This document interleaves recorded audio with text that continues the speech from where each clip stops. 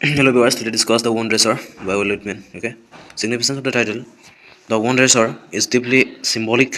It refers to a person who cleans and bandages soldiers' wounds, not a warrior. The title shifts focus the battlefield heroism of human suffering and healing. Whitman deliberately suggests a quiet, humble rule instead of a soldier to show the true reality of war. Symbolically, the wound dresser represents love, compassion, and humanity amid destruction. Okay, so introduction: the wound dresser is a civil war poem written by Walt Whitman, included in his collection Drum Taps. Okay, 1865. The poem is based on Whitman's personal experience as a volunteer nurse during the American Civil War. Instead of celebrating war victories, Whitman presents the pain, blood, amputations, and emotional trauma of wounded soldiers.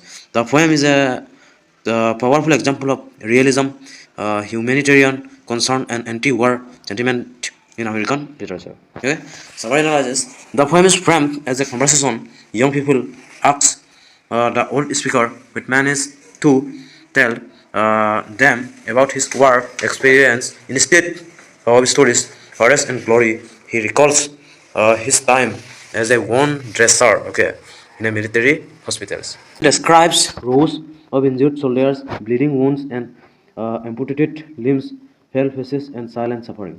He moves from bed to bed, cleaning wounds, describing bandages, holding hands, and offering emotional comfort. His task is gentle, almost parental, showing deep empathy. Okay, uh, empathy and love.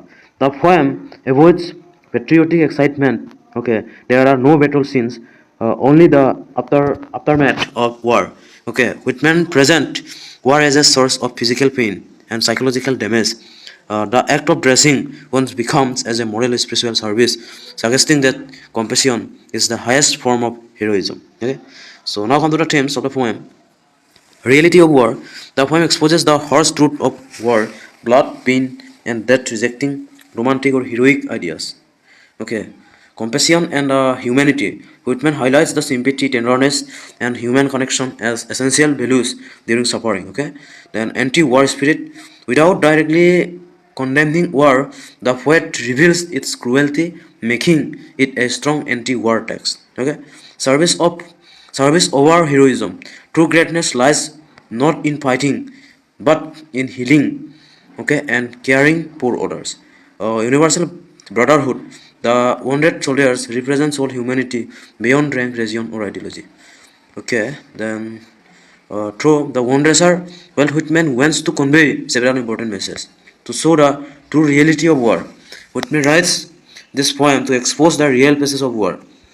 War is not a glory or victory. It is a blood, pain, and amputated limbs and death. By focusing on hospitals, instead battlefields, Whitman removes romantic illusion about the war. Number two, to emphasize humanity over heroism, Whitman wants to say that true heroism lies in compassion, not in killing. Okay, the wound dresser heals instead of destroys. Gentle care and emotional support are more meaningful than medals or fame. Number three, to express sympathy of soldiers. Through the poem, Whitman gives voice to the silent suffering of wounded soldiers. Many soldiers are young, scared, and dying. Whitman treats them like sons of brothers, showing deep emotional connection.